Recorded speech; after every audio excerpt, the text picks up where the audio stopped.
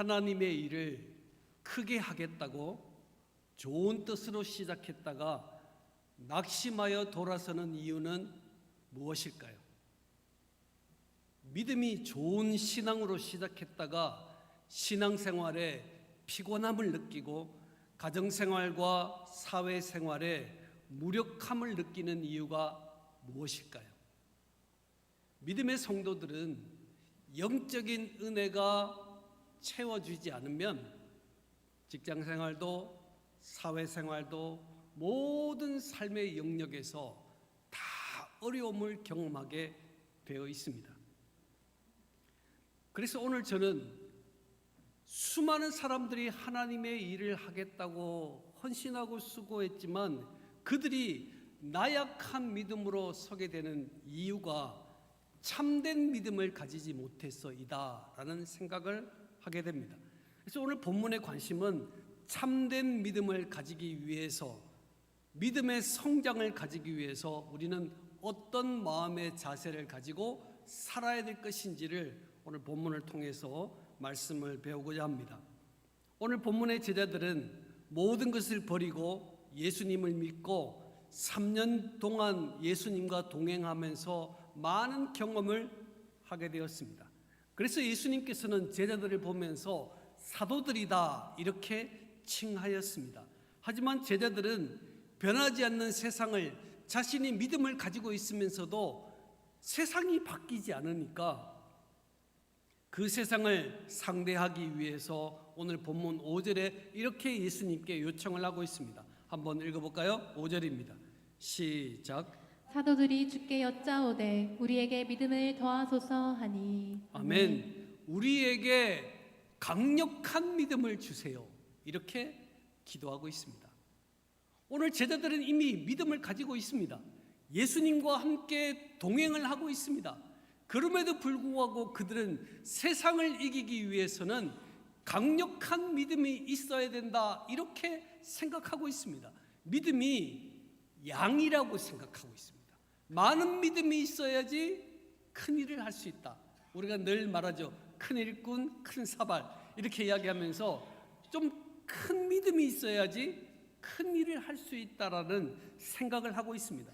오늘 제자들은 생각해보면 굉장히 좋은 믿음이라고 생각합니다. 왜냐하면 돈이나 명예나 출세 같은 여러 많은 선택 가운데서 만약 하나님께서 한 가지만 택하라고 한다면 저와 여러분은 무엇을 선택하시겠습니까? 명예를 선택할래? 돈을 선택할래? 이렇게 이야기한다면 저와 여러분 무엇을 선택하겠습니까? 근데 오늘 제자들은 한 가지의 선택에 있어서 믿음을 선택했습니다. 주님, 제게 큰 믿음을 주십시오라고 믿음을 구하고 있습니다. 그렇습니다. 믿음은 대단히 중요한 것입니다.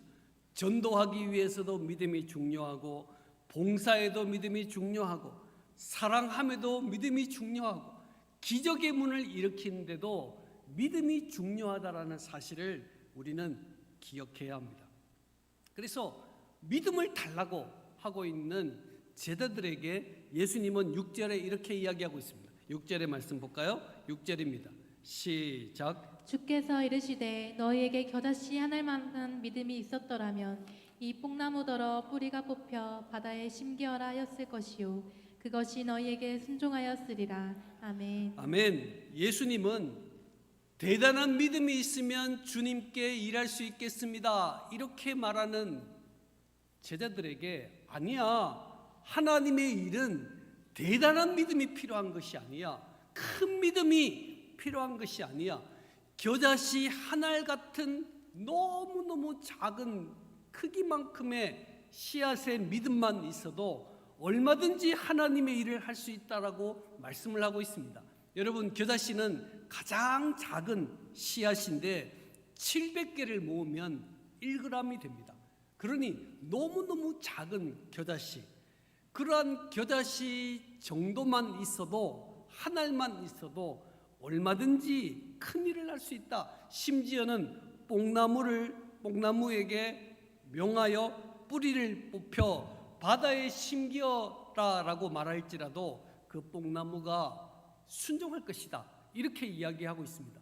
여러분, 뽕나무는 뿌리가 단단해서 수명이 600년이고 크기가 12m에서 15m 될 만한 엄청난 나무인데, 겨다시 하늘 같은 믿음만 있으면 이 뽕나무를 뽑히게 할 수 있다. 이렇게 말씀하고 있는 핵심은 진실한 믿음, 아주 작은 것이지만 진실한 믿음만 있으면 그 믿음을 통하여 위대한 기적을 일으킬 수 있다. 이렇게 성경은 말씀하고 있습니다. 그래서 오늘 저는 이 본문에서 진정한 믿음은 어떤 마음과 자세를 가지고 있어야 하는가, 이것에 대한 생각을 하게 됩니다. 정말 내 믿음이 진짜 믿음이면, 내가 오늘 예수를 믿고 오늘 헌신하는 사람이랄지라도 그 믿음이 진짜 믿음이면 하나님의 기적을 일으킬 수 있다라고 말씀을 하고 있습니다. 나름대로 많은 성공한 사람들은 처음에는 긴장감을 가지고 있다가 긴장감을 잃어버리기 때문에 믿음에서 탈락하는 사람들이 많습니다. 여러분, 연약한 자들은 긴장감을 가지고 있거든요. 내게 부족함이 있으면 늘 긴장감이 있거든요. 오늘 우리가 어려움의 상황을 만났을 때 항상 주의 전에 나오는 이유는 무엇입니까? 긴장감 아닙니까? 오늘 본문에서 이 나이가 많은 사람들은 처음에 긴장감을 잃어버리기 때문에 교만해지고 믿음을 잃어버릴 때가 굉장히 많다는 거예요. 나도 모르게 젊은 날에는 신앙이 좋았는데 나도 모르게 인생의 노년으로 갈수록 내 신앙을 잃어버릴 때가 굉장히 많습니다. 왜요? 긴장감이 사라지기 때문에. 옛날에는 가난했는데 가난한 사람이 점점 부자가 되면서 긴장감을 잃어버릴 때가 너무나 많다라는 거예요. 그래서 신앙의 자리에서 탈락하는 사람들이 있습니다. 그래서 우리 주님께서 주인을 대하는 종의 자세를 말씀하면서 우리의 믿음의 태도를 교정해주고 있습니다.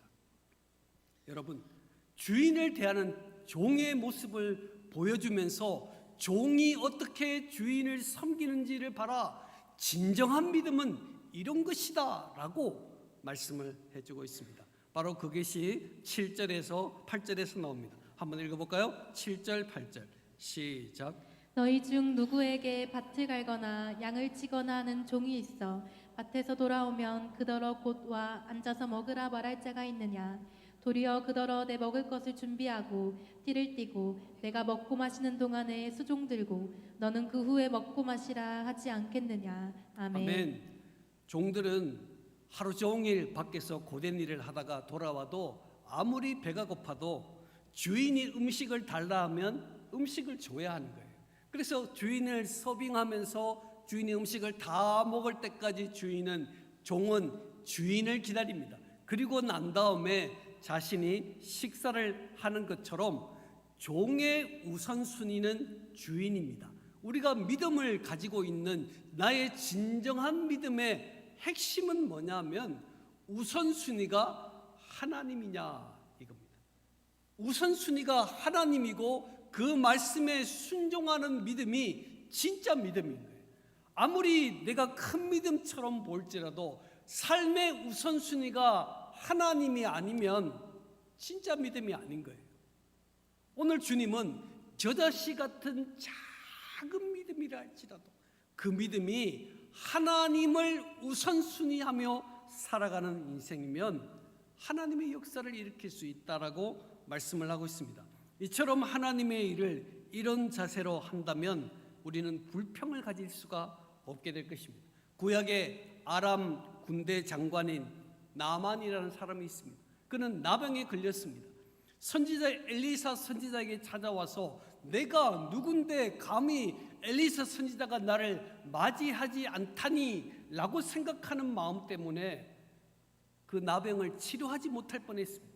그러나 종의 자세로 순종하면서 그는 나병이 치유되는 역사를 경험하게 되었습니다. 저는 겨자씨 같은 작은 믿음, 이 믿음이 마치 종이 주인을 가장 우선순위로 섬기는 것처럼 우리의 믿음이 하나님께 고정되어 있는 신앙생활이 되면 좋겠습니다. 저는 18년 가까이의 사역을 하면서 900번이 넘는 주일 설교를 했습니다. 6,000번이 넘는 새벽기도의 설교를 했습니다.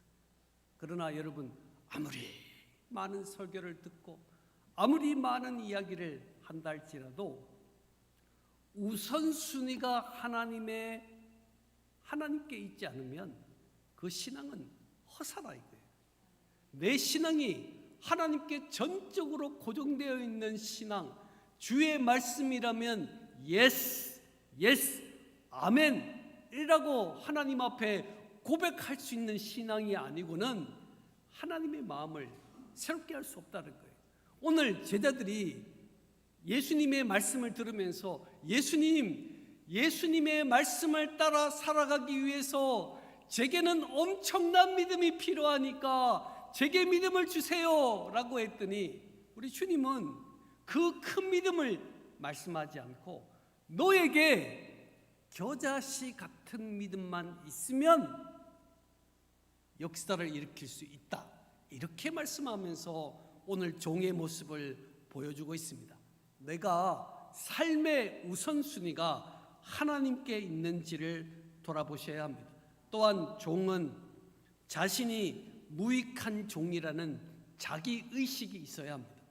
종이 자기가 주인이라고 생각해 봅시다.